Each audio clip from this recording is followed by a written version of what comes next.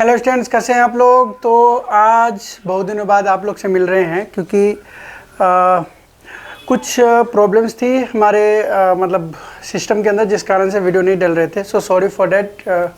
लेकिन अब आपके लिए हमेशा जितने भी क्वेश्चंस आए हैं, हमने आपके क्वेश्चंस को देखे हैं। वन बाय वन आपके क्वेश्चंस को सॉल्व करने की कोशिश किया जाएगा, ठीक है। और आपके क्वेश्चंस का आंसर मिल जाएगा, ठीक है ना। और जितने भी important and very important questions for examination point of view, वो आपको टाइम टू टाइम मिलता रहेगा, ये मैं आपको एश्योर कराता हूँ, ठीक है। आप चैनल पे अगर कर रहे हैं प्रिपरेशन, तो आप भी क्वेश्चन भेजा कीजिए। जो भी आपसे सॉल्व नहीं होते हैं, चाहे आप 9th क्लास में हो, 10th क्लास में हो, या आप 11th में हो या 12th में हो, जो भी मैथ के रिलेटेड जो भी क्वेश्चंस आपसे नहीं हो रहे हैं या आपको समझना है, तो आप मेरे को क्वेश्चन भेज सकते हैं, ठीक है। सो आज जो एक बच्चे एक्चुअल में ट्रिगो के सारे क्वेश्चंस तो हमने वन शॉट में डाल रखा है, लेकिन अगर वो क्वेश्चंस आपको सॉल्व करने हैं, क्योंकि वो एग्जामिनेशन पॉइंट ऑफ व्यू से एग्जामिनेशन टाइम में हमने डाला था, तो राइट। तो अभी जो हम आपके क्वेश्चंस करने के लिए जो बच्चे हमने पूछा है, कुछ बच्चे बोले कि सर ट्रिगो पढ़ने से फ़ायदा क्या है। मान लीजिए एक एक्सरसाइज हटा दिया, पूरा चैप्टर ही हटा देता है, क्योंकि ट्रिगो जो है ना, सुने 9th से सुन के लोगों के दिमाग में ऐसा भर चुका है कि भाई ट्रिगो ट्रिगो ट्रिगो मतलब कौन सा ऐसा चीज़ है ट्रिगो, है ना। तो ये जो मन में आपके जो भ्रम है कि ये ट्रिगो बहुत ज़्यादा डिफ़िकल्ट है एंड समथिंग, सो ऐसा नहीं है। ट्रिगो चैप्टर बहुत आसान है आपके लिए, क्लास 10th वालों के लिए। आप इंजॉय के फॉर्म में, मतलब आपको इंटरेस्ट लेना पड़ेगा इसके अंदर, और अगर आप इंटरेस्ट लेते हैं तो आप लिख के रख लो, आपको सबसे अच्छा ये चैप्टर लगेगा, क्योंकि ये मैथ से थोड़ा सा अलग आपको लगता है बिल्कुल। जो अभी तक आपने कोई चीज़ें सुना नहीं था, तो उस तरीके का चीज़ आपको सामने आया है। तो आप इसको अगर इंटरेस्ट के फॉर्म में पढ़ें, मतलब आप अगर इसके लिए इंटरेस्टेड होंगे, आप अगर इसके अंदर इंटरेस्ट लेते हैं, तो ये चैप्टर आपके लिए काफ़ी इजी हो जाता है, ठीक है। रही बात आपका जो क्वेश्चन था, उस क्वेश्चन के फॉर्म में कि किसी ने पूछा था सर हम ट्रिगो पढ़ते क्यों हैं, आप मुझे ये बता दीजिए, ठीक है ना। मैं आपको बता रहा हूँ कि ट्रिगो हम पढ़ते क्यों हैं, ट्रिगो क्यों आया था, ट्रिगो की ज़रूरत क्यों पड़ी थी, ठीक है ना। तो ट्रिगोनोमेट्री जो था ना, ये आप समझ लीजिए, एक्चुअल में ट्रिगोनोमेट्री लाने का पर्पस क्या था। तो इसके एप्लीकेशन से हमें पता चलता है कि इसका जो एप्लीकेशन है, उस एप्लीकेशंस को आप देखो कि भाई ट्रिगो से बेनिफिट क्या है, क्या एप्लीकेशन है इसका। तो देखो सिंपल सी बात है, जहाँ पे आप नहीं जा सकते, सपोज दैट कोई बहुत बड़ा माउंटेन है और इस माउंटेन की हाइट हमें नहीं पता है ना। इसकी हाइट हमें नहीं पता है कि भाई ये माउंटेन की हाइट क्या होगी। समझ में आ रहा है बात। या मान के चलो कोई बहुत बड़ा टावर है, इस टावर पे चढ़ के हम इतने बड़े फीते को तो नहीं नीचे लटका सकते ऐसे करके कि भैया 1 meter 2 meter 5 meter 10 meter 50 meter 100 meter ऐसे नहीं कर सकते। तो इस चक्कर में जो ये टावर है, इस टावर की अगर हमें हाइट चाहिए होगा, तो इसके लिए हम ट्रिगो की ज़रूरत, मतलब ट्रिगो का यूज करते हैं, ट्रिगोनोमेट्री का यूज करते हैं।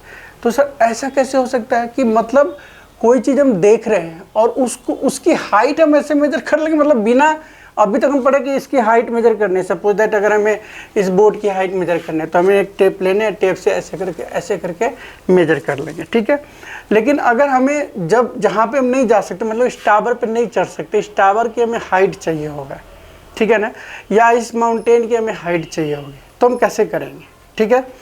इस चीज़ के लिए आया था, इस एप्लीकेशन के लिए, मतलब जहाँ पे हम नहीं जा सकते, उसकी अगर हमें हाइट फाइंड करने हैं या उसकी डिस्टेंस फाइंड करने हैं, या मान लो कोई काइट है और वो काइट अगर फ्लाई कर रहा है और काइट में कितने मीटर धागा का यूज हुआ है, ठीक है, उस चीज़ को फाइंड करने के लिए हमें ट्रिगो पढ़ना पड़ता है, राइट। तो आपके दिमाग से ये बातें तो समझ में आ गया। अच्छा, मतलब इन एप्लीकेशंस के लिए भी हमें ट्रिगो की ज़रूरत होती है, ठीक है। अब रही बात कि सर ऐसे कैसे फाइंड कर सकते हैं, तो आपको अगर कुछ फॉर्मूला, बेसिक फॉर्मूला आपको आता होगा, तो मैं एक सिंपल सा एग्जांपल लेता हूँ। सपोज दैट मान लो एक बहुत बड़ी हाइट का ये ट्री है या कुछ भी है, जहाँ पे हम तो चढ़ नहीं सकते और इसकी हमें हाइट चाहिए। आपको क्या करना है, इस जगह से कुछ हाइट तक, ये तो आप मेजर कर सकते हो कि ट्री के बेस पे जाके, और यहाँ से आपने एक इंची टेप या फीता कुछ भी लोगे और इससे यहाँ पे देखोगे कि भैया ये हम 10 मीटर के डिस्टेंस पे खड़े हैं। बोलेगा ठीक है भाई, 10 मीटर के डिस्टेंस पे आपने खड़ा है, तो आपको क्या करना है, यहाँ से आपकी आइज पोजीशन है, इस आइज पोजीशन से एक एंगल को मेजर करने के लिए, ठीक है, प्रोटेक्टर आता है जो आप इस चीज़ को ऐसे करके देखोगे ना, ऐसे ऐसे ओपन होता है, तो आप देखोगे कि इसमें एंगल आपके बन जाएंगे। ऐसे देखोगे तो जितने एंगल पे ये चीज़ें बन रहे हैं, सपोज दैट इसको देखने से हमारे यहाँ पे 60 डिग्री का एंगल बन रहा है, तो हमारे पास डिग्री आ गया। मतलब इस टाइप के कॉन्सेप्ट होते हैं। सपोज ऐसे, अब मैं मान के चलो किसी चीज़ को देख रहा हूँ ऐसे, मान लो यहाँ से मैं देख रहा हूँ ऐसे, अब ऐसे करके ऐसे देखूँगा ऐसे करके, ठीक है। अगर मान लो मुझे नहीं दिखा तो फिर मैं ऐसे नीचे करूँगा या इसको ऊपर करूँगा ऐसे करके, ठीक है। तो इस चीज़ को देखने के लिए जितने एंगल यहाँ पे आएगा उसको हम नोट कर लेंगे कि भैया हम 60 डिग्री पे अगर हम यहाँ आइस की पोजीशन रखते हैं तो 60 डिग्री से हम उस पॉइंट्स को देख पा रहे हैं, तो मतलब इस पॉइंट पे एंगल आपका 60 डिग्री हो गया, ठीक है। आपको कुछ नहीं करना भैया, इसके अंदर आपके पास एंगल आ गया 60 डिग्री और ये वाला डिस्टेंस आपके पास हो गया 10 मीटर। बात समझ में आ रहा है? अब देखो यहाँ पे अगर हम इसको देखते हैं कि भैया यहाँ पे हमारे पास बेस, हमें चाहिए क्या, ये वाला हाइट चाहिए, ये वाला, ठीक है। तो इसको तो हम बोलते हैं कि ये है आपका परपेंडिकुलर, क्योंकि ये एंगल है और इसके सामने वाला फ्रंट साइड जो होता है वो होता है आपका परपेंडिकुलर, और जो इसके एडजेसेंट साइड होता है वो हो जाता है बेस, ठीक है ना। और जो 90 डिग्री के सामने एंगल बनता है उसको बोलते हैं हम हाइपोटेनस, ठीक है ना। आगे समझ।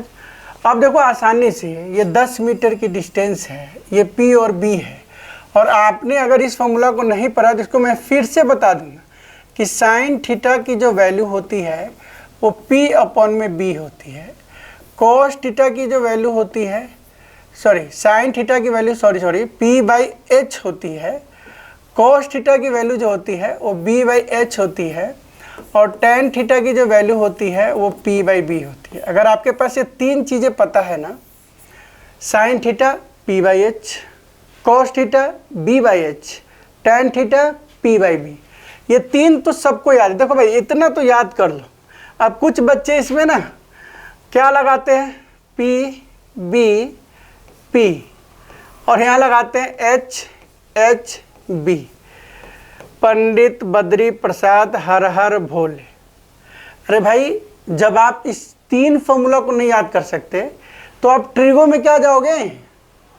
इतने सारे लोगों को नंबर, इतने सारे लोगों के नंबर आपको याद होगा, इतने सारे लोगों के नेम याद होते हैं 5 5 6 6 7 7 डिजिट के, और ये P/H, B/H और P/B, साइन, कॉस, टेन, ये तीन चीज़ें याद कर लो। कुछ बच्चे बोलते सर ये याद ही नहीं होता है। तो भैया याद कर लो। वही वाली बात हो गई कि जब हम लोग पढ़ रहे थे तो हमारे साथ बैठे थे हिंदी मीडियम के कुछ बच्चे, और वो बोल रहे हैं भाई परपेंडिकुलर क्या होता है सर, बेस क्या होता है, हाइपोटेन्यूज क्या होता है। तो सर बोलते देख, मतलब इसको जो होता है ना, इसको हम बोलते हैं, मतलब हंसी भी आ गया, इसको बोलते हैं लंब, और इसको बोलते हैं लंब, और इसको बोलते हैं आधार, और ये है कर्ण, ठीक है। ऐसे करके याद कर लो, लंब आधार कर्ण। अब कहते हैं कि सर इसको कैसे याद करेंगे, तो फॉर्मूला बताए थे LAL, लाल का लाल काका, ये याद कर लो।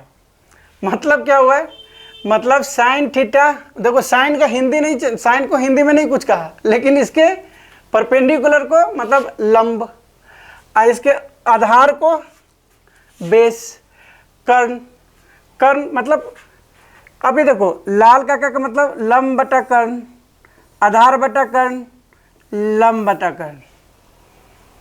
अब बताओ लाल काका याद कर लेता था बच्चा, तो चलो ठीक ही है, लाल काका याद करके लंब बटा आधार, आधार बटा कर्ण, है ना, लंब बटा कर्ण, आधार बटा कर्ण, लंब। तो ये चीज़ें याद करने के मैं कहता हूँ P/B, P/H, B/H and P/B, ये याद कर लीजिए। और देखो ये फॉर्मूला लगाया, आपको चाहिए P और B, तो कौन सा फॉर्मूला लगेगा, साइन। तो हम यहाँ पे सीधा लगा देते हैं साइन, एंगल कौन सा है 60 डिग्री। तो आप करते क्या हो कि साइन थीटा में यहाँ पे p अपॉन में h लगा लेते हैं, लेकिन हमारे पास h नहीं दिया गया है, तो क्या ये फॉर्मूला लगेगा? नहीं लगेगा। हमें क्या दिया गया है? p/b, तो cos भी नहीं लगेगा। ये दिमाग में आपको सोचना है, cos को भी हटा दीजिए। क्यों? क्योंकि भैया b/h होता है। और बताइए tan लगेगा? तो जी tan 60 डिग्री लगेगा सर, क्योंकि p/b होता है और tan 60 की वैल्यू √3 होता है। और tan 60 बोले तो p परपेंडिकुलर इसका हमें पता नहीं है, तो रख देंगे p, और इसका बेस हमें पता है 10 मीटर, तो हमारा आंसर हो गया ना p बराबर 10√3।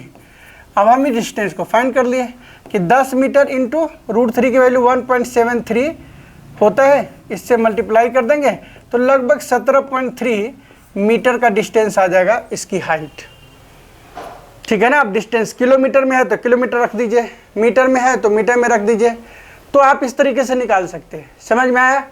तो क्यों बना था? एप्लीकेशन इसका क्या है? जहां आप नहीं जा सकते, जैसे मान लीजिए किसी रिवर की विड्थ को मेजर करना है ना। अब मान लो ये रिवर है, ये अगर हम कहते हैं कि भैया ये रिवर है, ठीक है, अब इसके ऊपर ऐसे पुल बना हुआ है, राइट, इस जगह पे तुम खड़े हो। अब कोई कहेगा भैया बता कि यहाँ से यहाँ तक की विड्थ कितनी है, हमें पता नहीं है, तो इसमें क्या एप्लीकेशन लगाएंगे लोग? कुछ एप्लीकेशन क्या लगाना है, यहाँ से हम कहेंगे कि इसको देखो कितना एंगल पड़ता है, यहाँ से देख लेगा कि एंगल कितना बन रहा है, यहीं से पता चल जाएगा। एक परपेंडिकुलर लाइन ऐसे डालेगा यहाँ से, ठीक है, और इस जगह से हमें, क्योंकि पोल की तो हाइट पता हो गई, यहाँ से इसकी एंगल पता कर लेंगे। कैसे? ये वाला है, ये एंगल पता होगा यहाँ से कि इसके बेस से और इसके देखने पे कितना एंगल पड़ता है, यहाँ से इसकी एंगल पता कर लेंगे, और ये एंगल जब पता होता है यहाँ से ये, तो इसके मतलब अल्टरनेट इंटीरियर एंगल से इक्वल होता है। तो इस जगह से आप क्या करोगे, यहाँ से इसको हम एंगल फाइंड कर लेंगे, ठीक है ना। अब होगा क्या कि जब आपको एंगल ये फाइंड हो गया, ये हाइट पता चल गया है ना, मतलब ये है आपका परपेंडिकुलर, ये हो गया यहाँ पे बेस, ये यहाँ पे परपेंडिकुलर, ये हो गया बेस, और ये b1 और b2 को प्लस कर देंगे तो टोटल हाइट निकल जाएगा। लेकिन इसके एंगल आपको फाइंड करना पड़ेगा, या तो आप बिल्कुल सेंटर में आ जाओ, सेंटर में नहीं, जहाँ पे भी हो उसकी हाइट फाइंड करके आप ये क्वेश्चंस कर सकते हो, ठीक है। तो इस तरीके के एप्लीकेशन के लिए ट्रिगो आया था, तो आपको घबराने की जरूरत नहीं है, ठीक है।